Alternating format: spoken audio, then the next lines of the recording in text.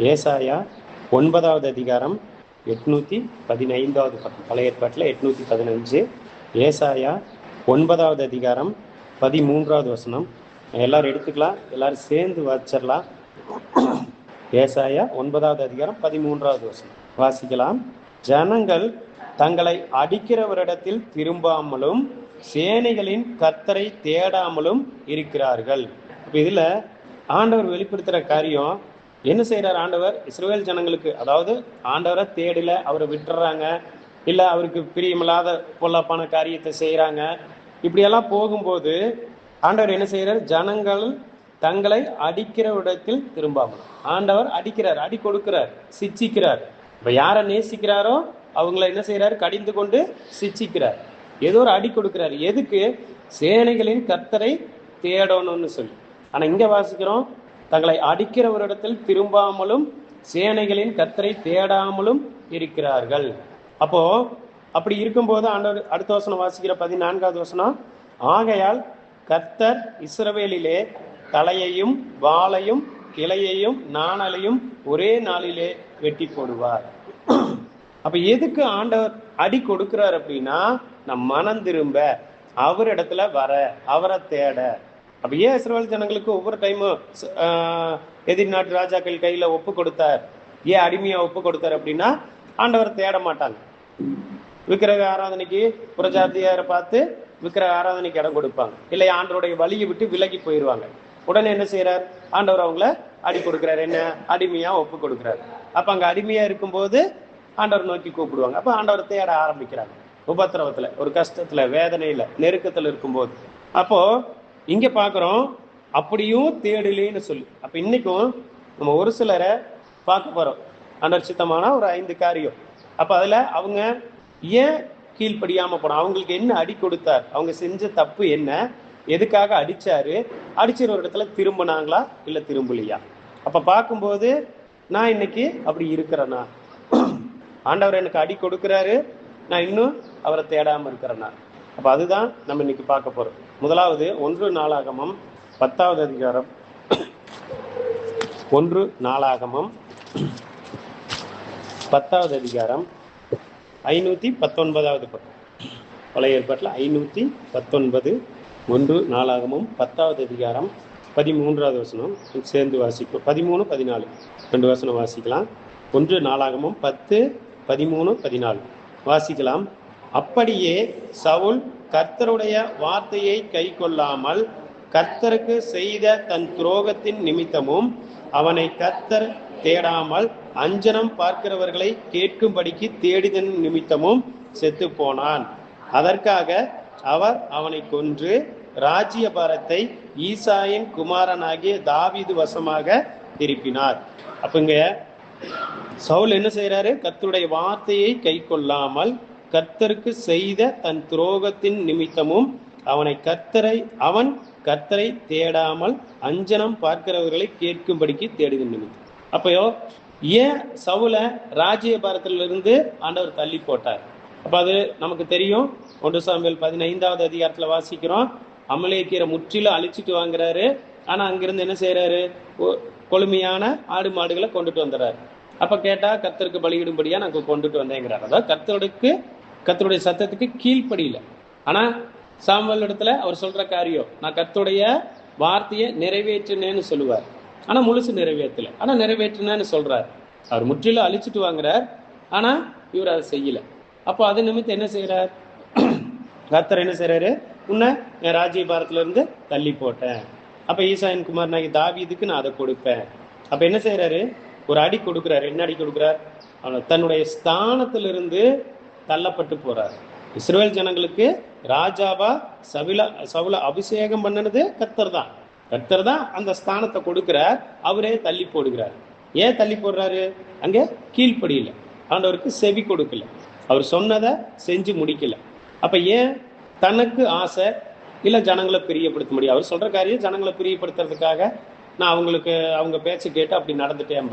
அப்ப ஏதோ ஒண்ணு என்ன செய்யுது? அவருக்கு கீழ்ப்படியாம போக பண்ணுது. அப்படி போகும்போது அவர் என்ன செய்யறாரு? தள்ளப்பட்டு போறாரு. அப்ப ஆண்டவர் இந்த வார்த்தையை சொல்றாரு. அப்ப என்ன செஞ்சிருக்கலாம்? அவரு கர்த்தரை தேடி இருக்கணும். எங்கே ஏன் என்னை ராஜாவை இல்லாதபடிக்கு தள்ளி போட்டார்? அப்ப நான் செஞ்ச தப்பு என்ன? கர்த்தரை தேடி கர்த்தரிடத்துல அந்த காரியத்தை ஒப்பு கொடுத்துருக்கோம். ஆனா இங்க பாக்குறோம், அவர் என்ன செஞ்சாரு? கர்த்தருக்கு செய்த தன் துரோகத்தின் நிமித்தமும் அவன் கர்த்தரை தேடாமல் அஞ்சனம் பார்க்கிறவர்களை கேட்கும்படிக்கும். கர்த்தரை தேடில, அஞ்சனம் பார்க்கிறவங்க, குறி சொல்லுகிறவங்களை தேடி போறார். ஏன்னா இதே சவுல் என்ன செய்யறாரு அப்படின்னா, 1 சாமுவேல் 28வது அதிகாரம், 1 சாமுவேல் 28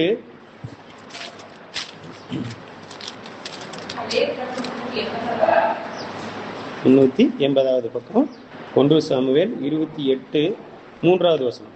1 சாமுவேல் 28:3 வாசிப்போம். சாமுவேல் இதற்கு முன்னமே மரித்து போனான். இஸ்ரவேலர் எல்லாரும் அவனுக்கு துக்கம் கொண்டாடி அவன் ஊராகிய ராமாவிலே அவனை அடக்கம் பண்ணினார்கள். சவுல் அஞ்சனம் பார்க்கிறவர்களையும் குறி சொல்லுகிறவர்களையும் தேசத்தில் இராதபடிக்கு துரத்தி விட்டான். அப்போ சவுல் என்ன செய்யறாரு? அஞ்சனம் பார்க்கிறவர்களையும் குறி சொல்லுகிறவர்களையும் தேசத்தில் இராதபடிக்கு துரத்தி விட்டான். அப்படி செஞ்சவரு திருப்பி என்ன செய்யறாரு? அவங்கள குறி கேட்கும்படியா இங்க இதுல வாசிக்கிறோம், கர்த்தரை தேடாமல் அஞ்சனம் பார்க்கிறவர்களை கேட்கும்படிக்கு தேடினு. அப்படிப்பட்டவங்களை தேசத்தில் இல்லாதபடிக்கு துரத்தி விட்ட சவுல் திரும்பி அவங்களையே தேடி போறார். அப்போ ஆண்டவர் அடிக்கிறார். என்ன அடி கொடுத்தார்? அவருடைய ஸ்தானத்துல, ராஜாங்கிற ஸ்தானத்துல இருந்து தள்ளி போட்டார். அப்ப ஏன் தள்ளிட்டார்? ஏன் எனக்கு இந்த பொறுப்புல இருந்து என்னை தள்ளி போட்டார்? இன்னைக்கும் ஒரு அரசாங்க பதவியில் ஒரு வேலையில இருக்கிறாங்க.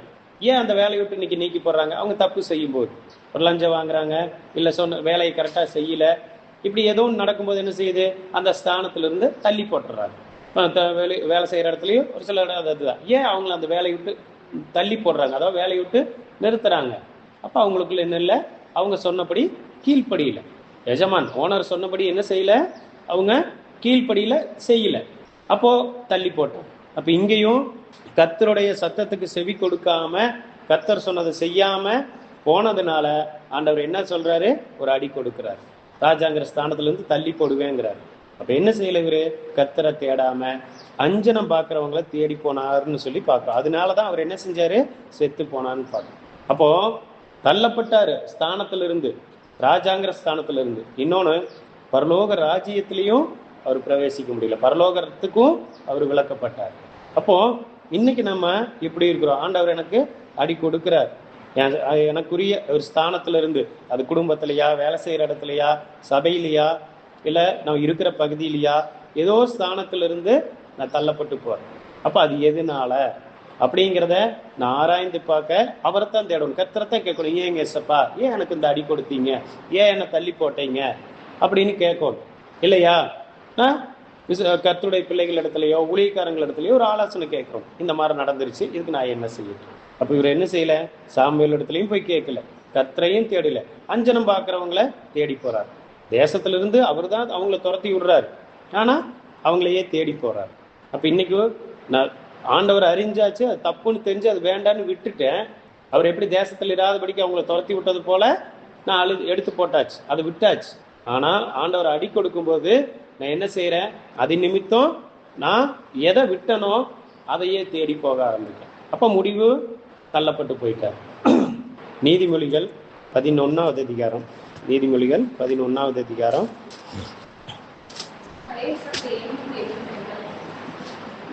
772வது பக்கம் பழைய ஏற்பாட்டில் நீதிமொழிகள் 11வது அதிகாரம் 14வது வசனம், 11, 14 சேர்ந்து வாசிக்கலாம். சிஸ்டர் சேர்ந்து வாசிக்கலாம், எல்லாரும் சேர்ந்து வாசிக்கலாம், எல்லாரும் எடுத்துக்கலாம்.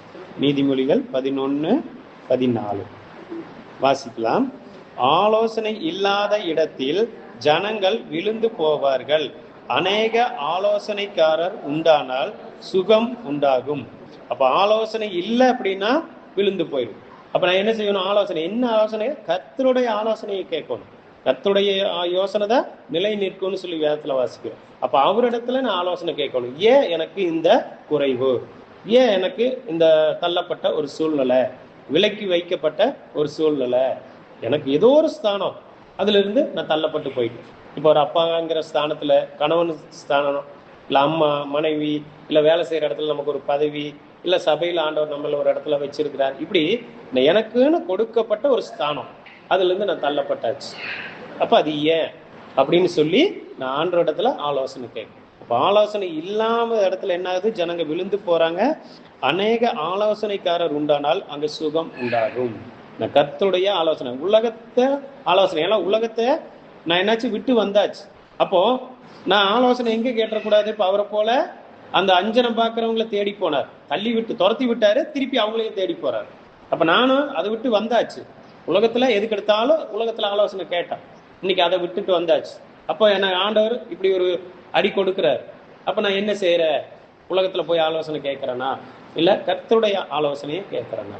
சங்கீதம் 139வது அதிகாரம், சங்கீதம் 139 17வது வசனம், 757வது பக்கம், சங்கீதம் 139:17. எல்லாரும் எடுத்துக்கலாம், சேர்ந்து வச்சிடலாம். சங்கீதம் 139:17 வாசிக்கலாம். தேவனே, உமது ஆலோசனைகள் எனக்கு எத்தனை அருமையானவைகள், அவைகளின் தொகை எவ்வளவு அதிகம்.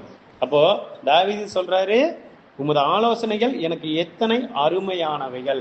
அப்ப அவருடைய ஆலோசனை அவ்வளோ அருமையா இருக்கு, என் வாழ்க்கைக்கு அவ்வளோ, என் ஆத்மாவுக்கு அவ்வளோ ஒரு இன்பமா இருக்கு. அதான் சொல்றாரு, அவைகளின் தொகை எவ்வளவு அதிகம். இப்போ அவருடைய ஆலோசனை கேட்டா எங்க நான் தள்ளப்பட்டு போனனோ அந்த இடத்த மீண்டும் ஆண்டவர் எனக்கு கொடுப்பார். அவருடைய ஆலோசனை கேட்டு அதுக்கு கீழ்ப்படிஞ்சு நடக்கும்போது, கேட்டுட்டு அப்படியே விட்டுருவோம், நான் கேட்டுட்டு கீழ்ப்படியிலேன்னா அதுக்கு பலன் இல்லை. அவரிடத்துல ஆலோசனை கேட்கணும், அந்த ஆலோசனை தான் அவ்வளோ அருமையானவைகள்.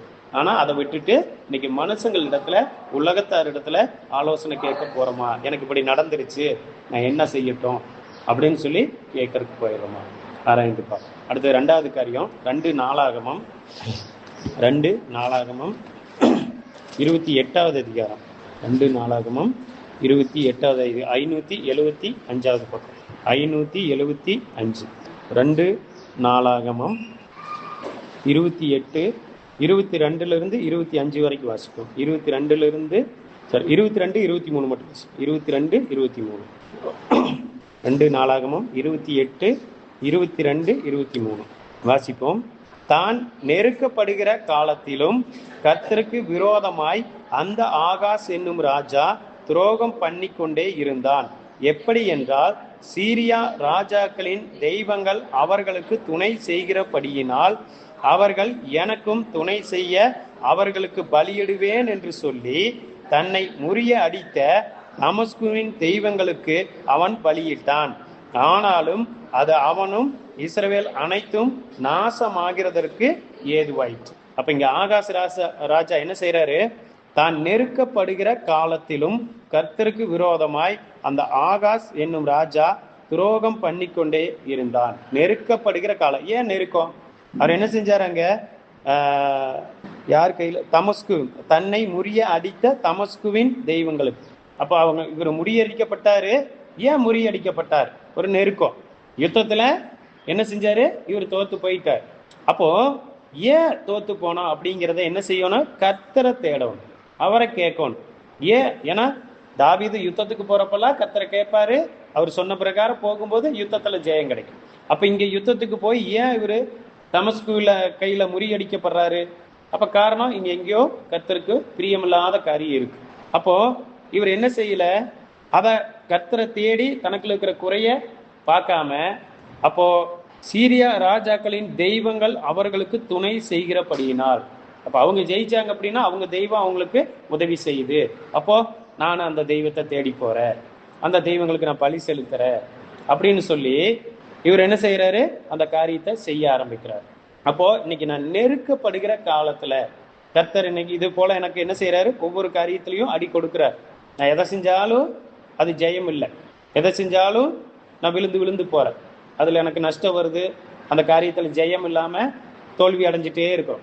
அப்ப ஏன்னு சொல்லி கர்த்தரை தேடுகிறோமா, இல்ல நான் செஞ்சது போல இன்னைக்கு உலகத்தார் செய்யறாங்க, அவங்க ஜெயிக்கிறாங்களே, அப்போ அவங்க தெய்வம் அவங்களுக்கு உதவி செய்யுது, அப்ப நம்மளும் அந்த தெய்வத்தை அதைத்தான் விட்டு வந்தோம், ஆனா மீண்டும் அதை தேடி போறோமா. அதுலயே வாசிக்கிறோம் 24 பாருங்க, ஆகாஷ் தேவனுடைய ஆலயத்தின் பனிமுட்டுக்களை சேர்த்து தேவனுடைய ஆலயத்தின் பனிமுட்டுக்களை துண்டு துண்டாக்கி கர்த்தருடைய ஆலயத்தின் கதவுகளை பூட்டி போட்டு எருசலேமில் மூலைக்கு மூலை பலிபீடங்களை உண்டு பண்ணி அந்நிய தெய்வங்களுக்கு தூபம் காட்டும்படிக்கு யூதாவின் ஒவ்வொரு பட்டணத்திலும் மேடைகளை உண்டு பண்ணி தன் பிதாக்களின் தேவனாகிய கர்த்தருக்கு கோபம் ஊட்டினான். அப்போ என்ன செய்யறாரு பாருங்க, இவரும் தப்பு செய்யறார், ஜனங்களையும் பாவம் செய்ய வைக்கிறார். அப்ப அந்நிய தெய்வங்களுக்கு பலி செலுத்தும்படியா ஆராதனை செய்யும்படியா அவர் ஜனங்களுக்கும் தப்பு செய்ய வைக்கிறார். அப்போ இன்னைக்கு நம்ம ஆராய்ந்து பார்ப்போம். கர்த்தர் இல்லாம எந்த காரியத்தை செஞ்சாலும் அது அந்நிய தெய்வம். நான் செய்யற ஒவ்வொரு காரியத்திலையும் அவர் இருக்கணும். அப்ப அவர் இருக்கணும்னா அது அவர் சொன்ன பிரகாரம் இருக்கணும், அவருக்கு பிரியமா நான் நடக்கணும். அப்ப அவருக்கு பிரியமில்லாத ஒரு காரியத்தை நான் செய்யறேன் அப்படின்னாவே அப்ப அவர் கூட இல்லை. அவர் கூட இல்லாம நான் எதை செஞ்சாலும் அது எனக்கு அந்நிய தெய்வம். இன்னைக்கு நான் எதை சார்ந்து ஒரு காரியத்தை செய்ய போறேன்? இன்னைக்கு நான் வாழ்க்கையில ஜெயிக்கிறதுக்கு இன்னைக்கு எல்லாரும் சொல்ற ஒரே காரியம் படிப்பு. நல்லா படிச்சா நல்ல வேலைக்கு போகலாம். அப்ப நல்ல வேலைக்கு போய் நல்ல சம்பளம் வாங்கினா எல்லாவற்றையும் நம்ம செஞ்சுக்கலாம். அப்போ கர்த்தர் இல்லாம அந்த படிப்பை நான் உயர்த்தும் போது, அவரை வைக்க வேண்டிய இடத்துல அது வைக்கும் போது அங்க அந்நிய தெய்வம். ஏன்? அப்ப இந்த ஆகாஷ் என்ன செஞ்சாரு? கர்த்தரன் அந்த சீரியா ராஜாக்களின் தெய்வங்கள் அவருக்கு துணை செய்யுதே. அப்போ உலகத்தார் இன்னைக்கு நல்லா படிச்சாங்களே, அவங்க நல்லா படிச்சு அவங்க நல்ல வேலையில் இருக்கிறாங்களே, அப்ப நானும் நல்லா படிச்சு நல்ல வேலை. அப்ப அந்த படிப்புக்காக என்ன செய்யறது? கர்த்தருக்கு கொடுக்க வேண்டிய நேரத்தை கொடுக்கல. கர்த்தருடையதை எடுத்து அவர் அதுக்கு பலி செலுத்த போனார். கர்த்தருடைய ஆலயத்தில் இருக்கிற பனிமுட்டுக்களை எடுத்து அவர் பலிபீடத்தை உண்டு பண்றாரு. அப்ப கர்த்தருக்கு கொடுக்க வேண்டியது கர்த்தருடையதை எடுத்து நான் உலகத்துக்கு கொடுக்குறேன். அதுதான் அந்நிய தெய்வம். ஏன்? அதுதான் ஜெயிக்க வைக்குது, அதுதான் என்ன பாதுகாக்குது. இப்படி ஏதோ ஒண்ணு, அது படிப்பு மட்டும் இல்ல. இன்னைக்கு நம்ம எதை அவர் இல்லாம அங்க அவர் இல்லாத ஒரு காரியத்தை நான் செய்யறேன் அப்படின்னாவே அது அந்நிய தெய்வமா நமக்கு ஆயிடும். ஏசாயா 31வது அதிகாரம். ஏசாயா 31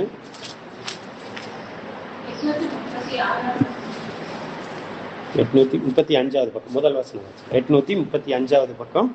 ஏசாயா 31 வசனம், 31வது அதிகாரம் 1வது வசனம், 835வது பக்கம் பழைய ஏற்பாட்டில். ஏசாயா 31:1 வாசிக்கலாம். சகாயம் அடையும்படி இஸ்ரவேலுடைய பரிசுத்தரை நோக்காமலும் கர்த்தரை தேடாமலும் எகிப்துக்கு போய் குதிரைகள் மேல் நம்பிக்கை வைத்து ரதங்கள் அநேகமாய் இருப்பதினால் அவைகளை நாடி குதிரை வீரர் மகா பலசாலிகளாய் இருப்பதினால் அவர்களை நம்பிக்கொண்டிருக்கிறவர்களுக்கு ஐயோ. இங்கே அதான் சகாயம் அடையும்படி, எனக்கு ஒரு காரியம் நிறைவேறதுக்காக இஸ்ரவேலுடைய பரிசுத்தரை நோக்காம கர்த்தரை தேடாம எகிப்துக்கு போய், அப்ப எகிப்துங்கிறது உலகம். அப்போ உலகத்துல குதிரைகள் மேல் நம்பிக்கை வைத்து ரதங்கள் அநேகமாய் இருப்பதினால் அவைகளை நாடி குதிரை வீரர் மகா பலசாலிகளாய் இருப்பதனால் அவர்களை நம்பிக்கொண்டிருக்கிறவர்களுக்கு ஐயோ. அப்ப இதுதான் அவரை தேடாம என்ன செய்யறது? இந்த உலகத்துல எகிப்துல இருக்கிற இந்த உலகத்துல இருக்கிற ஏதோ ஒண்ணு மேல நம்பிக்கை வைக்கிறது. அப்ப அதை சார்ந்து போயிடுறது. அப்ப அந்த ஆகாஷ் ராஜா அதுதான் செஞ்சார். அவர் என்ன செஞ்சார்? சீரியருடைய தெய்வங்கள், அந்நிய தெய்வங்களை அவர் சார்ந்து போனார். அப்ப இன்னைக்கும் ஏன் அது சீரியருக்கு ஒரு ரட்சிப்பை கொடுத்துச்சு, ஒரு ஜெயத்தை கொடுத்தது. அவங்க ஜெயிக்கிறதுக்கு ஏன் அவங்க ஜெயிச்சாங்க? ஏன் ஆகாஷ் ராஜா தோத்து போனார்? கர்த்தரை தேடல. கர்த்தருக்கு அவருக்கு பிரியமில்லாம ஏதோ ஒரு காரியம் அவருக்குள்ள இருக்கு. அப்ப ஏன் இந்த அடி கொடுத்தார்? ஏன் எனக்கு இந்த தோல்வி? யோசுவா எரிகோ பட்டணத்தை ஜெயிச்சுட்டு வந்துட்டாங்க. அடுத்தது ஆயி பட்டணத்துக்கு போறாங்க. ஆனா அங்க போய் என்ன செஞ்சாங்க? ஜெயிக்க முடியல, முறியடிக்கப்பட்டாங்க, திரும்பி ஒடியாந்துட்டாங்க. அப்ப என்ன செஞ்சாங்க? யோசுவா என்ன செஞ்சாரு? கர்த்தரை கேட்டார். ஏன் எங்களுக்கு இந்த அடி? அவ்வளவு பெரிய பட்டணத்தை நாங்க ஜெயித்தோமே, இந்த சின்ன பட்டணத்தை முன்னாடி எங்களால் நிக்க முடியலையே. ஏங்கும் போது ஆண்டவர் என்ன செஞ்சார்? அந்த காரியத்தை வெளிப்படுத்தினார். உங்களுக்குள்ள என்ன இருக்கு? சாபத்தீடானது. நான் எரிகோவில் எல்லாவற்றையும் தீக்கொளுத்தி போடுங்க, ஆனா நீங்க அங்க சாபத்தீடானதுல கொஞ்சம் எடுத்துட்டு வந்துட்டீங்க. அப்ப அதனாலதான் இந்த அடி உங்களுக்கு. இப்ப அதை போலதான் எனக்கு ஏன் அடி கொடுக்கிறாரு ஆண்டவர் அப்படின்னா, நான் அவருக்கு பிரியமில்லாம போகும்போது, அவர் சித்தம் இல்லாம ஒரு காரியத்தை செய்யும் போது ஆண்டவர் என்ன அடிக்கிறார். அப்போ அந்த நேரத்துல அவரை தேடுகிறோமா இல்ல அந்நிய தெய்வத்தை சார்ந்து போறோமா? ஆண்டவர் எதுக்கு அடிக்கிறாருன்னா, நான் அவரை தேடணும். எங்க எதனால அந்த அடிங்கிறத நான் உணரணும். அதுல இருந்து மனம் திரும்பணும். அதுக்கு தான் ஆண்டவர் அடிக்கிறார். ஆனா நானும் மீண்டும் அந்த உலகத்திலேயே போயிட்டோம், எகிப்திலேயே சார்ந்து போயிடும். அப்ப அந்நிய தெய்வங்கள் எது அப்படின்னா, கர்த்தர் இல்லாம ஒரு காரியத்தை நான் எதை செஞ்சாலும் அது அந்நிய தெய்வம் தான். அவருக்கு கொடுக்க வேணா, இன்னைக்கு ஞாயிற்றுக்கிழமையும் வேலை வைக்கிறாங்க, ஸ்கூல் இருக்குது, ஏன் படிப்பு எக்ஸாம் நிறைய என்ன செய்யறாங்க, கவர்மெண்ட் எக்ஸாம் எல்லாம் ஞாயிற்றுக்கிழமை தான் வருது. அப்போ கர்த்தருடைய நாள், அப்ப நான் கர்த்தருக்கு கொடுக்காம அவர் இல்லாம ஒரு காரியத்தை போய் அங்க போகும்போது அதுல எனக்கு ஜெயமும் இருக்காது, அதுல சமாதானமும் இருக்காது, அதுல வேதனை தான் வரும். கர்த்தர் கொடுத்தா ஆசீர்வாதம், இல்லைன்னா வேதனை. அப்போ அந்த இடத்துல என்ன செய்யறோம், அதை சார்ந்து அதுதான் என்ன நடத்தும். அப்ப அதனாலதான் நான் என்ன செய்யறேன், கர்த்தரை விட்டுட்டு அங்க போறேன், அதை சார்ந்து போறோம். அப்போ இதுதான் அந்நிய தெய்வம். 2 நாளாகமும் 25வது அதிகாரம், 2 நாளாகமும் 25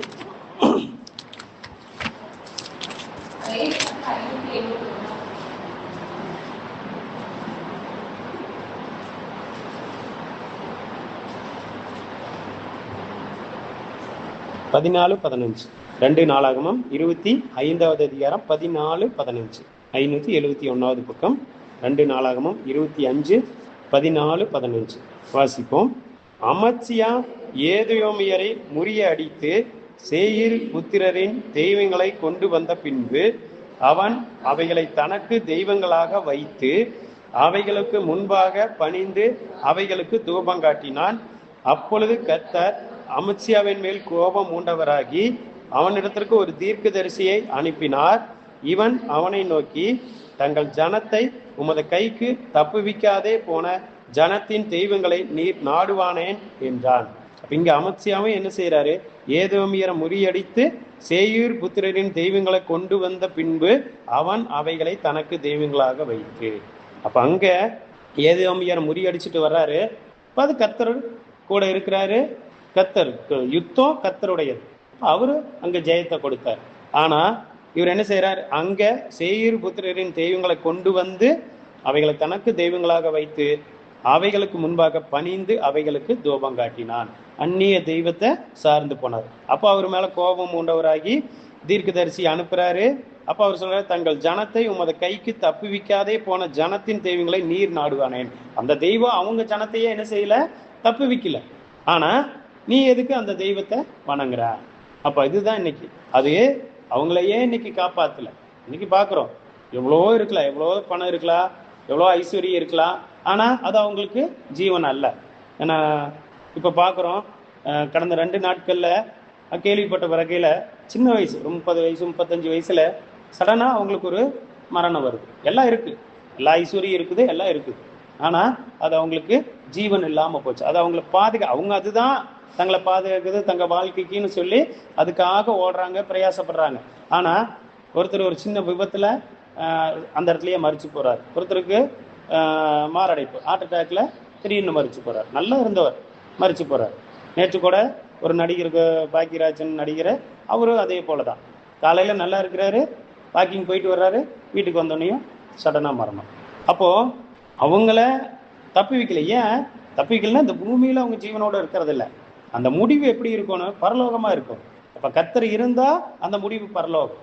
கர்த்தர் இல்லாம அவங்க எதை வச்சிருந்தாலும் அங்க அந்நிய தெய்வம் தான் அது அவங்களுக்கு ஜீவன் இல்லாம போச்சு. அப்ப இன்னைக்கும் நம்ம எப்படி இருக்கிறோம்? 2 நாளாகமும் 33வது அதிகாரம், இன்னொரு ராஜாவை குறித்து பார்ப்போம். 33வது அதிகாரம், 2 நாளாகமும் 33, 583வது பக்கம், 12-13 2 வசனம் வாசி. 12-13, 583வது பக்கம், 2 நாளாகமும் 33வது அதிகாரம் 12-13 2 வசனம் வாசிக்கலாம். இப்படி அவன் நெருக்கப்படுகையில் தன் தேவனாகிய கர்த்தரை நோக்கி கெஞ்சி தன் பிதாக்களின் தேவனுக்கு முன்பாக மிகவும் தன்னை தாழ்த்தினான். அவரை நோக்கி அவன் விண்ணப்பம் பண்ணி கொண்டிருக்கிற போது அவன் கெஞ்சுதலுக்கு இறங்கி அவன் ஜெபத்தை கேட்டு அவனை திரும்ப எருசலேமில் உள்ள தன்னுடைய ராஜ்யத்திற்கு வர பண்ணினார். கர்த்தரே தேவன் என்று அப்பொழுது மனாசே அறிந்தான். அப்ப இங்க மனாசே ராஜா என்ன செய்றார், நெருக்கப்படுகையில். அப்ப முன்னாடி 2 பார்த்தோம், ஆகாச அமத்சி என்ன செஞ்சாங்க, நெருக்கப்படும் போது அந்நிய தெய்வங்களை அவங்க சார்ந்து போனாங்க. ஆனா இங்க நெருக்கப்படுகையில் தன் தேவனாகிய கர்த்தரை நோக்கி கெஞ்சி, இதுதான் கர்த்தரை தேடுகிறது. அப்ப தேடும் போது ஆண்டவர் என்ன செய்யறாரு? அங்க மன்னிக்கிறார், இரக்கம் காட்டுகிறார். அப்ப மீண்டும் மனசை என்ன செய்யறாரு? அந்த ராஜாவா அந்த ராஜ்யத்துல நிலைக்க பண்ணுகிறார், ராஜ்யத்திற்கு வர பண்ணினார். கர்த்தரே தேவன் என்று அப்பொழுது மனசை அறிந்தான். அவரை நான் விட்டுட்டு வந்துட்டேன், அப்ப அவர் தான் கர்த்தர் தான் தெய்வம், வேற எது எனக்கு பாதுகாப்பு இல்லை, வேற எது என்ன வழி நடத்தாது அப்படிங்கிறத நான் அறிஞ்சுக்கிறதுக்காகத்தான் அந்த நெருக்கம், அந்த அடி கொடுக்கிறார். ஆனா இன்னைக்கு நான் அந்த நேரத்துல என்ன செய்யறேன்? மனம் திரும்புறோமா இல்ல அந்த நேரத்துல அந்நிய தேவர்களை பின்பற்றி போறோமா? அடுத்தது மூன்றாவது காரியம், ஏசாயா 1வது அதிகாரம், ஏசாயா 1வது அதிகாரம் 806வது பக்கம், பழைய ஏற்பாட்டுல 806. ஏசாயா 1வது அதிகாரம் 3வது வசனத்திலிருந்து 6வது வசனம் வரைக்கும் வாசிப்போம். 3லிருந்து 6 வரைக்கும். 806வது பக்கம், ஏசாயா 1வது அதிகாரம் 3லிருந்து 6 வரைக்கும் வாசிப்போம். மாடு தன் எஜமானையும் கழுதை தன் ஆண்டவனின் முன்னணையையும் அறியும், இஸ்ரவேலோ அறிவில்லாமலும் என் ஜனம் உணர்வில்லாமலும் இருக்கிறது என்கிறார். ஐயோ, பாவமுள்ள ஜாதியும் அக்கிரமத்தால் பாரஞ்சுமந்த ஜனமும் பொல்லாதவர்களின் சந்ததியும் கேடு உண்டாக்குகிற புத்திரருமாய் இருக்கிறார்கள். கர்த்தரை விட்டு இஸ்ரவேலின் பரிசுத்தருக்கு கோபம் உண்டாக்கி பின்வாங்கி போனார்கள். இன்னும் நீங்கள் ஏன் அடிக்கப்பட வேண்டும்? அதிகமாய் விலகி போகிறீர்களே. தலையெல்லாம் வியாதியும் இருதயமெல்லாம் பலட்சியமாய் இருக்கிறது. உள்ளங்கால் தொடங்கி உச்சந்தலை மட்டும் அதிலே சுகமே இல்லை. அது காயமும் வீக்கமும் நொதிக்கிற ரணமும் உள்ளது. அது சீல் பிதுக்கப்படாமலும் கட்டப்படாமலும் எண்ணெயினால் ஆற்றப்படாமலும் இருக்கிறது. அப்ப இங்க ஆண்டவர் சொல்றாரு 5வது வசனத்துல, இன்னும் நீங்கள் ஏன் அடிக்கப்பட வேண்டும். அப்ப ஏன் இங்க ஜனங்களுக்கு அடி கொடுக்கிறார்? முதல் காரியம் பார்த்தோம், சவுல் அந்த ஸ்தானத்திலிருந்து தள்ளப்பட்டதுக்கு காரணம் அவர் என்ன செஞ்சாரு? யாரை தேடி போனாரு?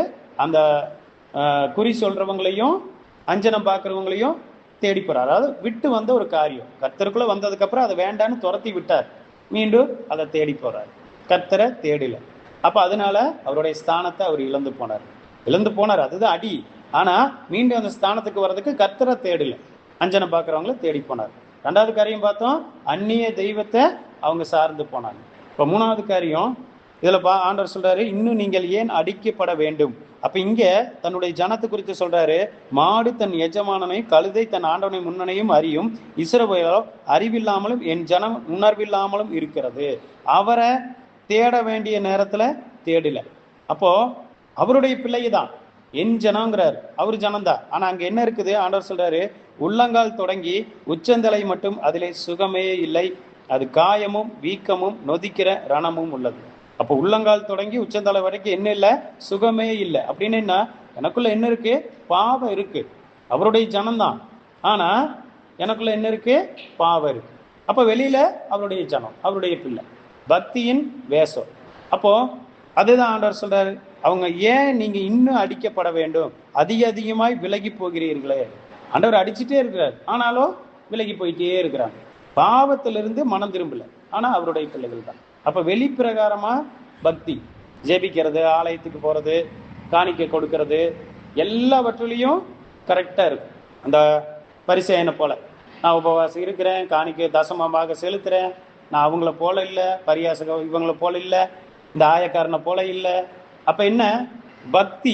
பக்தி இருக்குது, ஆனா பரிசுத்தம் இல்லை. ஆண்டவர் எதிர்பார்க்கறது என்ன? அவர் பரிசுத்தர், நான் பரிசுத்தர் ஆகியால் நீங்களும் எனக்கேற்ற பரிசுத்தராய் இருப்பீர்களாக. பக்தி இருக்குது, பரிசுத்தம் இல்லை. அப்ப இன்னைக்கு அது ஆண்டவர் அதனாலதான் என்ன செய்யறாரு? அடிச்சுக்கிட்டே இருக்கிறார், சரீரத்துல பலவீனத்தை கொடுத்துட்டே இருக்கிறார். உள்ளங்கால் தொடங்கி உச்சந்தலை மட்டும் அதுல சுகமே இல்லை. ஏதோ ஒரு பலவீனத்தை எனக்கு அடிச்சுட்டு ஆண்டவர் ஒண்ணு சரியான ஒண்ணு. ஏன்? அப்ப அங்க என்ன இல்லை? நானு அவர் பிள்ளைன்னு சொல்றான், எல்லாவற்றையும் சரியா செய்யறேன், ஆனா பரிசுத்தத்துக்கு என்னிடத்துல இடம் இல்லை. அப்ப அவங்க அதுதான் சொன்னாங்க, யாரு? பரிசே, கை கழுவாம சாப்பிட்றது தீட்டு. அப்ப அது என்னது? அவங்க வெளிப்புறமான பக்தியை பார்த்தாங்க. ஆனா ஆண்டவர் சொன்னாரு, கை கழுவாம சாப்பிட்றது ஒரு மனுஷனை தீட்டுப்படுத்தாது, இருதயத்திலிருந்து புறப்பட்டு வருகிறது தான் ஒரு மனுஷனை தீட்டுப்படுத்தும். அப்ப இருதயத்திலிருந்து என்னெல்லாம் வரும். அப்போ இது எனக்குள்ள இருக்கும்போது என்ன ஆகுது? நான் பரிசுத்தம் இல்லாம இருக்கிறேன், ஆனா பக்தி கரெக்டா இருக்கு, பக்தி எனக்குள்ள இருக்கு. ஆண்டவருக்காக ஏதோ ஒன்று செய்யணும், கர்த்தருக்காக நான் ஏதாவது ஒன்று செய்யணும், கொடுக்கணும், அப்படி செஞ்சுட்டே தான் இருக்கிறோம். அப்போ இது பக்தியின் வேஷம். அதான் ஆண்டவர் சொல்றாரு, இன்னும் நீங்க ஏன் அடிக்கப்படணும், அதிகமா விலகி போயிட்டே இருக்கிறீங்களே, எதுக்கு ஒரு அடி கொடுக்கும் போதே நான் அவர் பக்கமா திரும்பணும்னு தான் விரும்புறாரு. ஆனா அப்படியே போயிட்டு இருக்க, விலகி போயிட்டே இருக்கும்போது ஆண்டவர் அடிச்சுக்கிட்டே தான் இருக்கு.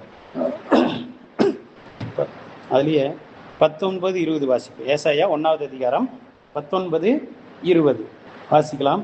நீங்கள் மனம் பொருந்தி செவி கொடுத்தால் தேசத்தின் நன்மையை புசிப்பீர்கள், மாட்டோம் என்று எதிர்த்து நிற்பீர்களாகில் பட்டயத்துக்கு இரையாவீர்கள், கர்த்தரின் வாய் இதை சொல்லிற்று. அப்போ இங்க நீங்கள் மனம் பொருந்தி செவி கொடுத்தால் தேசத்தின் நன்மையை புசிப்பீர்கள், மாட்டோம் என்று எதிர்த்து நிற்பீர்களாகில் பட்டயத்துக்கு இரையாவீர்கள். அப்போ எது பட்டயம்? இன்னைக்கு வசனம் தான் ஆண்டவருடைய பட்டயம். அப்ப அந்த வசனம் என்ன செய்யும்? என்ன நியாயம் தீர்ப்பு. அப்போ யோவான் 12:48 வாசிக்கிறோம். அந்த அவருடைய வசனமே என்ன செய்யும்? நம்மளை நியாயம் தீர்ப்புன்னு சொல்லி. அப்போ அதுதான் பட்டயத்துக்கு இரையாகிறது. நான் கீழ்ப்படியாம போயிட்டே இருக்கும்போது ஆண்டவர் வசனத்தை அனுப்புனாரு, நான் செவி கொடுக்கவே இல்லை. மனம் பொருந்தி செவி கொடுக்கும் போது நன்மையை நான் புசிக்க முடியும். அப்ப இங்க இதுல தொடர்ந்து வாசிக்கும் போது 18வது வசனம் வரைக்கும் வாசிச்சோம்னா அவர் என்ன செய்யறாரு? அவங்க என்ன செய்யறாங்க? வெளி பிரகாரமா எல்லாவற்றையும் செய்யறாங்க. அதான் ஆண்டவர் சொல்றாரு, அதை எல்லாவற்றையும் நம்ம இருக்கிறேங்கிறார். வீண் காணிக்கைகளை கொண்டு வர வேண்டாம். 13வது வசனம், தூபம் காட்டுதல் எனக்கு அருவருப்பு, நீங்கள் அக்கிரமத்தோட ஆசரிக்கிற மாத பிறப்பையும் ஓய்வு நாளையும் சபை கூட்டத்தையும் நான் இனி சகிக்க மாட்டேன். இதெல்லாம் செய்யறாங்க. ஆனா ஆண்டவர் எதிர்பார்க்கறது என்ன? மனம் திரும்பணுங்கிறார். அப்ப மனம் திரும்புதல் இல்லை, ஆனா வெளிப்பிரகாரமான எல்லா பக்தியின் வேஷமும் இருக்கு. அப்ப இதனாலதான் ஆண்டவர் என்ன செய்யறார்? என் சரீரத்துல விளைவினத்தை வியாதியை கொடுத்துட்டே இருக்கிறார், அடி கொடுத்துட்டே இருக்கிறார், என்னுடைய தப்புனால, பாவத்தினால. அப்போ அதுக்கு நான் மனம் பொருந்தும் போது, மனம் திரும்பும் போது அந்த நன்மை எனக்கு கிடைக்கும். அப்ப இன்னைக்கு நம்ம எப்படி இருக்கிறோம்? இந்த இஸ்ரவேல் ஜனங்களை போல அதிகமா விலகி போயிட்டே இருக்கிறோமா? ஆண்டவர் அடி கொடுக்குறாரு, விலகி போயிட்டே இருக்கிறேன். இல்ல நான் அவரிடத்துல திரும்புறோமா? எதுக்காக இந்த அடி? இதெல்லாம் செய்யறதுனால எனக்கு இது சரியாயிரும், நான் ஆசீர்வாதமா இருந்துருவேன். இதெல்லாம் வெளிப்பிரகாரமான பக்தி செய்யறதுனால. அப்படி இல்லாம ஆண்டவர் எதிர்பார்க்கறது நம்ம மனம் திரும்பணும்னு எதிர்பார்க்கிறார். எனக்குள்ள பரிசுத்தம் இருக்கும், அவருக்கு ஏற்ற அந்த பரிசுத்தம் எனக்கு வேணும். அதுதான் ஆண்டவர் எதிர்பார்க்கிறார். ஆராய்ந்து பார்ப்போம். அடுத்தது 4வது காரியம், ஏசாயா 57வது அதிகாரம். ஏசாயா 57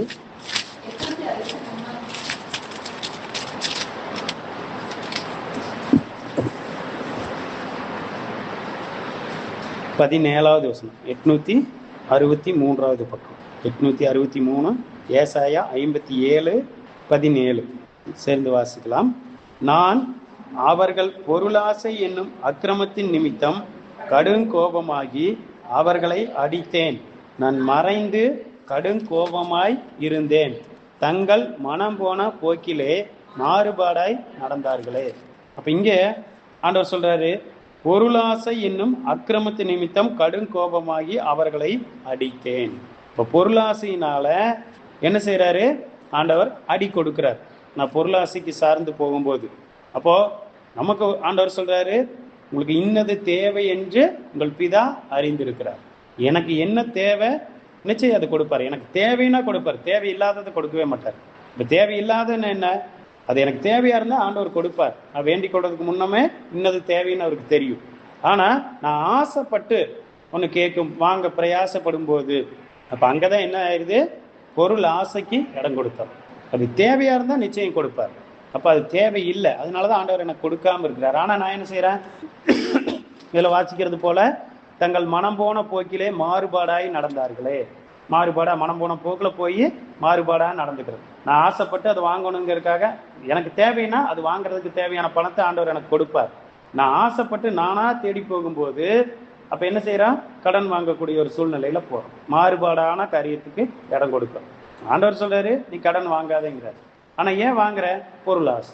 அப்ப அந்த பொருளாசை நிமித்தம் ஆண்டவர் என்ன செய்யறார்? எனக்கு அடி கொடுக்கிறார். அப்ப அங்க என்ன இல்லாம போகுது? சமாதானம் இல்லை. ஏன்னா அது தொடர்ந்து வாசிப்போம். 18வது வசனத்துல அப்படியே தொடர்ந்து வாசிப்போம் கடைசி வரைக்கும். அவர்கள் வழிகளை நான் பார்த்து அவர்களை குணமாக்குவேன், அவர்களை நடத்தி திரும்பவும் அவர்களுக்கும் அவர்களிலே துக்கப்படுகிறவர்களுக்கும் ஆறுதல் அளிப்பேன், தூரமாய் இருக்கிறவர்களுக்கும் சமீபமாய் இருக்கிறவர்களுக்கும் சமாதானம் சமாதானம் என்று கூறும் உதடுகளின் பலனை சிருஷ்டிக்கிறேன், அவர்களை குணமாக்குவேன் என்று கர்த்தர் சொல்லுகிறார்.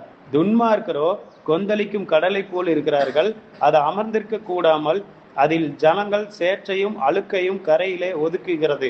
துன்மார்க்கருக்கு சமாதானம் இல்லை என்று என் தேவன் சொல்லுகிறார். அங்க ஒப்பு கொடுத்தா ஆண்டவர் அடிக்கும் போதே அவர் வழியில போயிட்டா ஆண்டவர் என்ன செய்யறாரு? குணமாக்குறாரு. ஆனா ஒப்பு கொடுக்காம யார் அப்படி போறது? துன்மார்க்கர். அப்ப அவங்களுக்கு என்ன இல்லைங்கிறார்? சமாதானம் இல்லை. அவங்க எப்படி இருப்பாங்க? கொந்தளிக்கும் கடலை போல் இருக்கிறார்கள், அமர்ந்திருக்க கூடாமல் அதன் ஜனங்கள் சேற்றையும் அழுக்கையும் கரையில் ஒதுக்குகிறது. அது அமர்ந்திருக்காது. அப்ப எனக்கு சமாதானமே இருக்காது. இருதயத்துல ஒரு போராட்டமாவே தான் இருக்கும். அப்போ ஆண்டவர் அடிக்கிறது எதனால? பொருளாசையினால். அப்ப நான் உணர்ந்து ஆண்டவர் வழியில வந்தா என்னை குணப்படுத்துறார், என்னை சரிப்படுத்துறார். ஆனா நான் அப்படியே போகும்போது அப்ப எனக்கு அங்க என்ன இல்லாம போயிருது? சமாதானம் இல்லாம போயிருது. ஆராய்ந்து பார்ப்போம். இன்னைக்கும் நான் அப்படி இருக்கிறேன்னா, எசேக்கியேல் 33வது அதிகாரம், எசேக்கியேல் 33, எசேக்கியேல் 33வது அதிகாரம்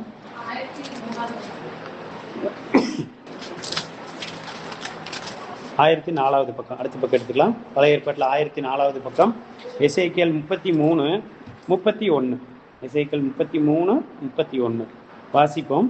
ஜனங்கள் கூடி வருகிற வழக்கத்தின்படி உன்னிடத்தில் வந்து உனக்கு முன்பாக என் ஜனங்கள் போல உட்கார்ந்து உன் வார்த்தைகளை கேட்கிறார்கள், ஆனாலும் அவர்கள் அவைகளின்படி செய்கிறதில்லை.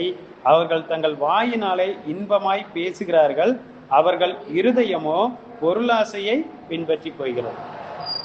இருதயம் எங்க இருக்கு? பொருளாசைய பின்பற்றி போகுதுங்கிறார். அப்போ இன்னைக்கு நம்ம அந்த காரியத்துக்கு இடம் கொடுத்திருக்கிறோமா? ஏன்னா எவ்வளவு திரளான ஆஸ்தி இருந்தாலும் அது அவனுக்கு ஜீவன் அல்லங்கிறார். என்னதான் எவ்வளவு திரளான ஐஸ்வர்ய சொத்து இருந்தாலும் நித்திய ஜீவன், அதாவது அது பரலோகத்துக்கு கொண்டுட்டு போகாது. அப்படி இருக்கும்போது நான் அவருடைய பிள்ளையா இருந்துட்டு ஜனங்கள் கூடுகிறவர்கள் வழக்கத்தின்படி உன்னிடத்தில் வந்து உனக்கு முன்பாக என் ஜனங்கள் போல உட்கார்ந்து உன் வார்த்தைகளை கேட்கிறார்கள், ஆனாலும் அவர்கள் அவைகளின்படி செய்கிறதில்லை. அவர்கள் தங்கள் வாயினாலே இன்பமாய் பேசுகிறார்கள், அவர்கள் இருதயமோ பொருளாசையை சார்ந்திருக்கிறது, பின்பற்றி போகுது. அப்ப இன்னைக்கு எப்படி இருக்கிறோம்? அவரு எனக்கு என்ன தேவையோ அவர் கொடுப்பாருன்னு இருக்கிறோமா? இல்ல இன்னைக்கு நான் தேடி போய் ஒவ்வொன்றையும் வாங்குறோமா? அப்ப தேடி போனாவே அங்க பொருளாசை தான். நானா ஆசைப்பட்டு தேடி எனக்கு இது வேணும்னு சொல்லி போறோம். இல்ல அவர் கொடுப்பார், எனக்கு தேவைன்னா அவர் கொடுப்பார். நம்ம ஜெபம் பண்ணிட்டு விட்டுறதுதான் நம்ம வேலை. அதுதான் அவர் வழியில நடக்கும். அப்ப இங்க ஏன் அடி கொடுக்கிறார் அப்படின்னா, ஆண்டவர் சொல்றாரு நீ பொருளாசைக்கு சார்ந்து போறீங்க. அதனாலதான் என்ன செய்யறார்? இந்த ஏசாயா 57:17 வாச்சோம். அவர்கள் பொருளாசை என்னும் அக்கிரமத்து நிமித்தம் கடும் கோபமாகி அவர்களை அடித்தேன். அப்ப எது நான் ஆசைப்பட்டு போனனோ அதுல எனக்கு சமாதானம் இல்லாம போகுது, அது எனக்கு நிலைச்சிருக்காம போகுது, அது வாய்க்காதபடிக்கு ஆண்டவர் அடி கொடுக்கிறார், தடை செய்யறார். அப்ப உணர்ந்து அவர் பக்கம் திரும்புறோமா? ஏன் அது வந்ததுன்னா என் ஆத்மாவை நஷ்டப்படுத்தி. அப்ப எனக்கு ஏன் அதை ஆண்டவர் விளக்குறார் அப்படின்னா, அதை ஆத்மாவுக்கு கண்ணி. ஏன்னா அவருடைய வழியை விட்டு விலக்கிடும். அவருடைய பரிசுத்தமா இருக்க என்னை விடாது. அதனாலதான் அது வேண்டான்னு விலக்கி வைக்கிறார். ஆனா நான் ஆசைப்பட்டு அதை தேடி போய் அதுல சிக்கிக்கிறோமா? ஆராய்ந்து பார்ப்போம். கொலோசியர் 3வது அதிகாரம், கொலோசியர் 3வது அதிகாரம், கொலோசியர் 3வது அதிகாரம் 277வது பக்கம் 5வது வசனம். கொலோசியர் 3வது அதிகாரம் 5வது வசனம், 277வது பக்கம் புதிய ஏற்பாட்டில். கொலோசியர் 3வது அதிகாரம் 5வது வசனம், 277வது பக்கம் வாசிக்கலாம். ஆகையால் விபச்சாரம், அசுத்தம், மோகம், துர்இச்சை, விக்கிரக ஆராதனையான பொருளாசை ஆகிய இவைகளை பூமியில் உண்டு பண்ணுகிற உங்கள் அவயவங்களை அழித்து போடுங்கள். அப்ப இங்க ஆண்டவர் சொல்றாரு, அந்த பொருளாசை ஆகிய இவைகளை பூமியில் உண்டு பண்ணுகிற உங்கள் அவயவங்களை அழித்து போடுங்கிறார். பொருளாசைக்கு எது காரணமா இருக்குது? என் கண்ணா, இல்ல என் இருதயமா, என் கையா, என் காலா, எந்த அவயம் அந்த பொருளாசைக்கு என்னை கொண்டு போகுது, அதை நீங்க அழிச்சு போடுங்கிறார். அதான் ஆண்டவர் சொல்றார், நீ 2 கையுடையவனா நித்திய அக்னிக்கு போறதை பார்க்கலாம், ஊனனா ஒரு கையுடையவனா நீ நித்திய ஜீவனுக்குள்ள பிரவேசிப்பது உனக்கு நல்லதுங்கிறார். அப்போ அந்த பொருளாசைக்கு கொண்டு போகிற என்னுடைய அவயவத்துல அதை நீ அழிச்சு போடுங்கிறார். அப்ப அந்த அளவுக்கு ஆண்டவர் என்ன செய்யறார், அந்த பொருளாசைய ஒரு விக்கிரக ஆராதனைக்கே சமமா கொண்டு போறார். அப்ப இன்னைக்கு அது நிமித்தம் எனக்கு ஆண்டவர் இன்னைக்கு அடி கொடுத்திருக்கிறாரா நம்ம உணர்ந்து அவர் பக்கம் திரும்புவோம். இன்னைக்கும் அவரை அடிக்கிற ஒரு இடத்துல திரும்பாம சேனைகளின் கர்த்தரை தேடாமலும் இருக்கிறார்கள். அடிக்கிறது அவரு தான், ஆனா அவரை தேடுறோமா இன்னைக்கு? இல்ல தேடாம போயிட்டு இருக்கிறோமா? தேடாம போகும்போது அது முடிவு மோசமா போயிடும், பரலோகம் இல்லாம போயிடும். ஏன் அந்த அடி கொடுக்குறாருன்னா, நான் நரகத்துக்கு போயிடக்கூடாது, நான் பரலோகம் வரணும். அப்ப அதனாலதான் அடி கொடுத்து அவர் வழியில மீண்டு திருப்புறாரு. கடைசி இன்னொரு காரியம் பார்த்துருவோம். எரேமியா 5வது அதிகாரம். எரேமியா 5வது அதிகாரம்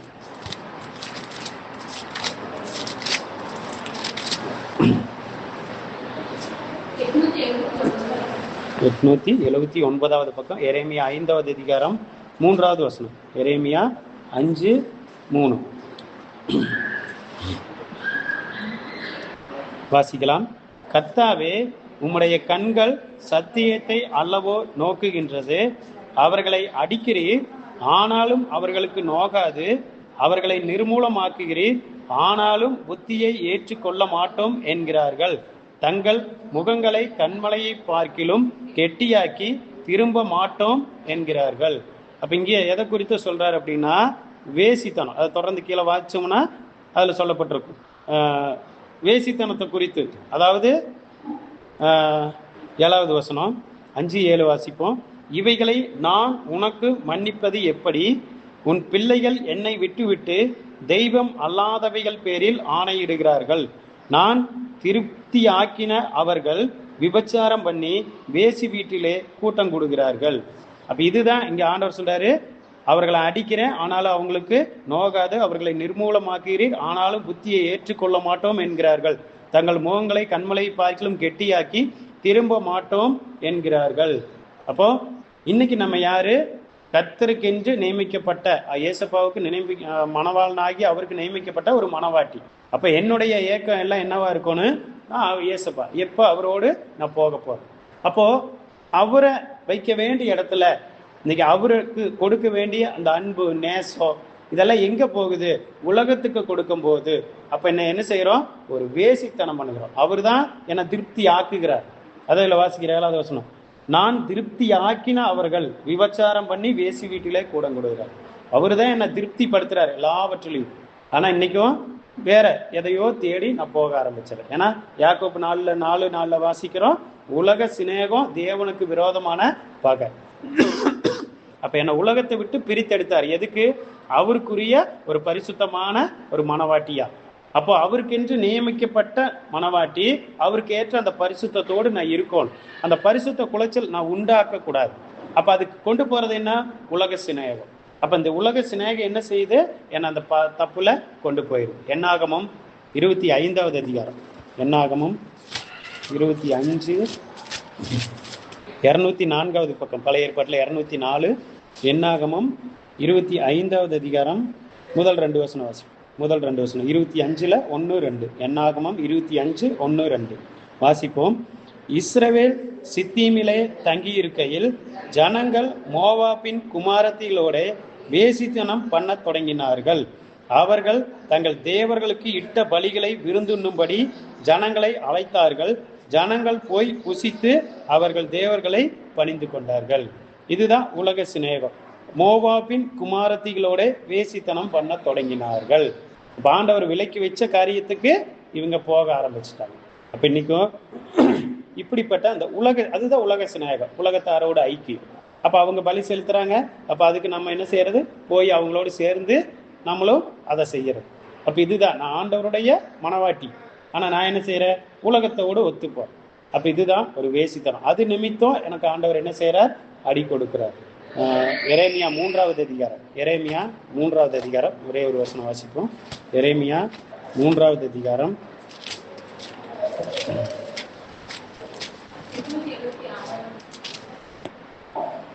6வது வசனம். எரேமியா 3வது அதிகாரம் 6வது வசனம் வாசிப்போம். யோசியா ராஜாவின் நாட்களிலே கர்த்தர் என்னை நோக்கி, சீர்கெட்ட இஸ்ரவேல் என்பவள் செய்ததை கண்டாயா?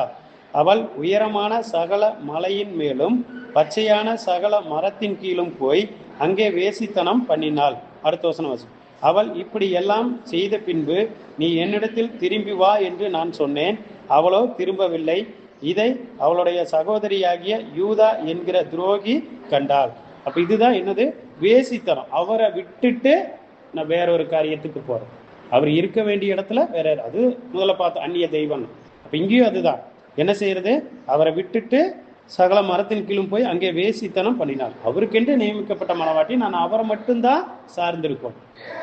அவரை விட்டுட்டு இந்த உலகத்துக்கு இடம் கொடுக்கும்போது உலகத்து சிநேகம் தேவனுக்கு விரோதமான பகை. அப்ப இன்னைக்கு நான் அப்படி உலகத்தை நேசிக்கிறேன்னா, உலகத்தாரோடு ஐக்கியமாகி அவங்களோடு சேர்ந்து ஒரு காரியத்தை செய்யறேன்னா, அப்ப நான் வேசித்தனம் பண்ணுகிறேன். அப்ப இது நிமித்தம் ஆண்டவர் எனக்கு அடி கொடுக்கிறார். 5 காரியம் பார்த்தோம். சவுல் தன்னுடைய ஸ்தானத்திலிருந்து தள்ளப்பட்டார், அது ஒரு அடி கொடுக்கிறார். ஆனாலும் அவர் என்ன செய்யல?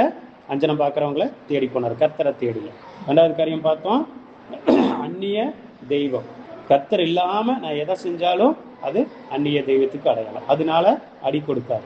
3வது காரியம் பார்த்தோம், நான் பாவத்தை உணராம பரிசுத்தமாகாம பக்தியின் வேஷத்தை, அதாவது கர்த்தருக்காக எதை வேணாலும் செய்கிறோம், ஆனா அவருக்கு எதிர்பார்க்கிற மனம் திரும்புதல் எனக்கு இல்லை. பாவத்திலிருந்து மனம் திரும்பல, ஆனா பக்தி இருக்கு. அப்ப அது நிமித்தம் ஆண்டவர் எனக்கு அடி கொடுக்குறார். அப்ப அவர் இடத்துல திரும்புறமா. 4வது காரியம் பார்த்தோம், பொருளாசை. பொருளாசைக்கு இப்போ இடம் கொடுக்கும் போது, நான் அதை சார்ந்து போகும்போது ஆண்டவர் அடி கொடுக்குறார். இது தப்பு, வேண்டான்னு நான் உணர்ந்து மனம் திரும்புறோம்னா குணமாக்குவார், இல்லைன்னா எனக்கு சமாதானம் இல்லை. 5வது காரியம் பார்த்தோம், வேசித்தனம். நான் ஏசப்பாவுக்கு என்று நியமிக்கப்பட்ட மனவாட்டி, நான் அவரை விட்டுட்டு இந்த உலகத்தை நேசித்து உலகத்தை பின்பற்றி போகும்போது, உலகத்தாரோடு ஐக்கியம் ஆகும்போது, அது அவருக்கு விரோதமா பண்ணுகிற ஒரு வேசித்தனம். இப்ப இன்னைக்கும் நம்ம எப்படி இருக்கிறோம், அதுக்கு ஆண்டவர் என்ன செஞ்சார்? அடி கொடுக்கிறார். அந்த வேசித்தனத்தை நிமித்தம் அடி கொடுக்கிறார். உணர்றோமா? ஆராய்ந்து பார்த்து ஒப்பு கொடுத்து ஜெபிப்போம். அன்பின் பரலோக பரமபிதாவே ஸ்தோத்திரம் இயேசப்பா. ஆண்டவரே, இந்த காலை வேலைக்காக நன்றி. ஆண்டவரே, மீண்டும் இந்த ஒரு நாளை எங்களுக்கு கிருபையா கொடுத்தீங்க. இந்த நாளில் கூட எங்களோடு நீங்க பேசுனீங்க. ஜனங்கள் தங்களை அடிக்கிறவரிடத்தில் திரும்பாமல் சேனைகளின் கர்த்தரை தேடாமல் இருக்கிறார்கள்னு சொல்லி வாசித்தோம். நீங்க தான் அடி கொடுக்குறீங்க. ஆண்டவரே, நாங்கள் மீறி போகும்போது ஆண்டவரே, எங்களை நீங்க நேசிக்கிறதுனால தான் கடிந்து கொண்டு சிச்சிக்கிறேன்னு சொன்னீங்க, மட்டா தண்டிக்கிறேன்னு சொல்லியிருக்கிறீங்க. எங்களை மட்டா தண்டிக்கிறீங்க, ஆனால் நாங்கள் உணர்ந்து உங்கள் பக்கமாக திரும்பணும் இசப்பா. இன்றைக்கும் என்னென்ன காரியத்தினால எல்லாம் எங்களுக்கு அடி கொடுக்குறீங்கன்னு சொல்லி பார்த்தோம். ஆண்டவரே, சவுல் உங்களை விட்டுட்டு அஞ்சனம் பார்க்குறவங்களை அவர் தான் துரத்தி விட்டார், ஆனால் மீண்டும் அவங்களையே தேடி போகிறார். அப்போ நாங்கள் இன்னைக்கு விட்டு வந்த காரியத்தை தேடி போகும்போது இந்த உலகத்தில் எங்கள் ஸ்தானத்துலேருந்து நாங்கள் தள்ளப்பட்டு போயிடுவோம். ஆண்டவரே, அந்நிய தெய்வம், அதனால அன்னைக்கு இஸ்ரவேல் ஜனங்களுக்கு அடி கொடுத்தீங்க. ஆண்டவரே, அந்த ஆகாஷ் ராஜா அந்த அந்நிய தெய்வங்களை சார்ந்து போனாருன்னு பார்க்குறோம். ஆண்டவரே, இன்னைக்கும் நீங்கள் இல்லாமல் நாங்கள் எந்த ஒரு காரியத்தை செஞ்சாலும் அது அந்நிய தெய்வம் தாங்க இசப்பா.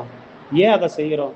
அதுதான் எங்களுக்கு பாதுகாப்பு, அதுதான் எங்களுக்கு ஜீவன், அதுதான் எங்களுக்கு வாழ்வுன்னு நினச்சி போயிடுறோம். ஆனால் எல்லாவற்றுக்கும் கொடுக்குறவர் நீங்கள் தான்.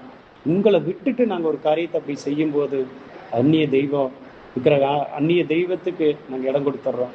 அதனாலே எங்களுக்கு அடி கொடுக்குறீங்க. நாங்கள் மனம் திரும்ப உதவி செய்யுங்க. பக்தியின் வேஷம் நிறைய இருக்குங்க இசப்பா. பரிசுத்தத்தை தான் நீங்கள் எதிர்பார்க்குறீங்க, மனம் திரும்பதில் எதிர்பார்க்குறீங்க. ஆனால் வெளிப்பிரகாரமாக நாங்கள் எல்லாவற்றையும் செய்கிறோம், ஆனால் உள்ளத்துலேயோ மனம் திரும்புதல் இல்லை. இதனால நீங்கள் அடி கொடுக்குறீங்க. நாங்கள் திரும்பினா குணமாக்குறீங்க. நாங்கள் அப்படியே மனம் திரும்பாமல் அடி கொடுக்கும்போது உணராமல் போயிட்டோன்னா எங்களுக்கு சமாதானம் இல்லைங்கிறீங்க. அப்படி நாங்கள் போயிடக்கூடாதுங்க இசப்பா. பொருளாசை சார்ந்து போகும்போது அடி கொடுக்குறீங்க. ஆண்டவரே, நாங்கள் மனம் திரும்ப கிருபை கொடுங்க. நாங்கள் அப்படியே போயிடக்கூடாதுங்க இசப்பா. பொருளாசை ஒரு விக்கிரக ஆராதனைன்னே நீங்கள் சொல்கிறீங்களே, எங்களுக்கு என்ன தேவையோ நிச்சயம் நீங்கள் கொடுப்பீங்க. நாங்களாக தேடி போகும்போது மாறுபாடான வழிக்கு போயிடுவோம். எங்கள் மனமோன போக்கில் மாறுபாடாய் நடந்தார்கள்னு சொல்லி வேதத்தில் வாசிக்கிறது போல வேதத்துக்கு விரோதமாக நாங்கள் நடந்துருவோம், சத்தியத்தை மீறி போயிடுவோம். அப்படிப்பட்ட அந்த பொருளாசையிலிருந்து எங்களுக்கு விடுதலை கொடுங்க. உணர்த்தும் போது அடி கொடுக்கும் போது ஆண்டவரே, உங்கள் பக்கமாக திரும்ப உதவி செய்யுங்க இசப்பா. ஆண்டவரே, இந்த வேசித்தனத்தினால ஆண்டவரே அன்னைக்கு ஜனங்களுக்கு அடி கொடுத்தீங்க. ஆண்டவரே, உங்களை விட்டுட்டு உங்களுக்கு ஏற்ற ஒரு மனவாட்டியாக இருக்கிற நாங்கள் இந்த உலக சிநேகத்துக்கு இடம் கொடுக்கக்கூடாதுங்க இசப்பா. புறஜாதியார் அந்நிய ஸ்திரீகளை நீங்கள் விலக்கி வச்சிங்க, ஆனால் அவங்களோடு சேர்ந்து போனாங்க. அது சாலமோனை குறித்தும் பார்க்குறோம். அப்படி போகும்போது அவருடைய முடிவு நல்லதில்லாமல் போச்சுங்க இசப்பா. அதுதான் வேசித்தனம். இன்னைக்கு நாங்கள் எத்தனை நேரம் உங்களுக்காக பிரித்தெடுக்கப்பட்ட ஜனமாக நாங்கள் இருக்கணும், உலகத்தை விட்டு உங்களை பிரித்தெடுத்தேன்னு சொல்லியிருக்கிறீங்க. ஆனால் நாங்கள் உலகத்தோடு ஐக்கியமாக இருக்கும்போது, அவங்க காரியத்துக்கு நாங்களே இடம் கொடுக்கும்போது, நாங்கள் உங்களுக்கு விரோதமாக ஒரு வேசித்தனம் பண்ணுறோம். அப்போ கூட நீங்கள் அடிக்கிறீங்க. நாங்கள் உணர்ந்து மனம் திரும்ப எங்களுக்கு உதவி செய்யுங்க இசப்பா. இஸ்ரவேல் ஜனங்களை போல உங்களை தேடாமல் உங்களிடத்துல மனம் திரும்பாமல் போயிடக்கூடாதுங்க இசப்பா. அடிக்கிறவர் நீங்கள் தான். உங்களிடத்துல தான் அதுக்கேற்ற அந்த அடிக்கிறவரும் நீங்கள் தான், எங்களை அணைக்கிறவரும் நீங்கள் தான், காயப்படுத்தி கட்டு போடுகிறவரும் நீங்கள் தான் இசப்பா. உங்களை இடத்துல தான் நாங்கள் வரணும். ஆனால் நாங்கள் நீங்கள் அடிக்கும்போது இந்த உலகத்தில் போயிடக்கூடாதுங்க இசப்பா. இப்படி போயிடாதபடிக்கு உங்களிடத்துல மனம் திரும்பக்கூடிய அந்த கிருபை எங்களுக்கு கொடுங்க. அன்னைக்கு இஸ்ரவேல் ஜனங்கள் அப்படி உங்களை தேடாமல் போனாங்க. இன்னைக்கு இது எங்களுக்கு திஷ்டாந்தமாக எழுதி வச்சிருக்கிறீங்க. ஆண்டவரே, நாங்கள் ஒப்பு கொடுக்குறோம். இன்னைக்கு இந்த வார்த்தையை எங்களுக்கு அனுப்பி இருக்கிறீங்க. எங்கெல்லாம் நீங்கள் அடிக்கும்போது உங்களை தேடாமல் போனோமோ, இந்த பாவத்தை எல்லாம் மன்னித்து வருகிற நாட்கள்லையும் உங்களை தேடக்கூடிய அந்த கிருபை எங்களுக்கு கொடுங்க. உங்கள் கரத்தில் எங்களை தாழ்த்தி அர்ப்பணிக்கிறோம். இயேசுவின் மூலம் ஜெபிக்கிறோம் பிதாவே, ஆமென். என் ஆத்மாவே கர்த்தரை ஸ்தோத்ரி, என் முழு உள்ளமே அவருடைய பரிசுத்த நாமத்தை ஸ்தோத்ரி. என் ஆத்மாவே கர்த்தரை ஸ்தோத்ரி, அவர் செய்த சகல உபரங்களையும் மறவாதே. ஆமென்.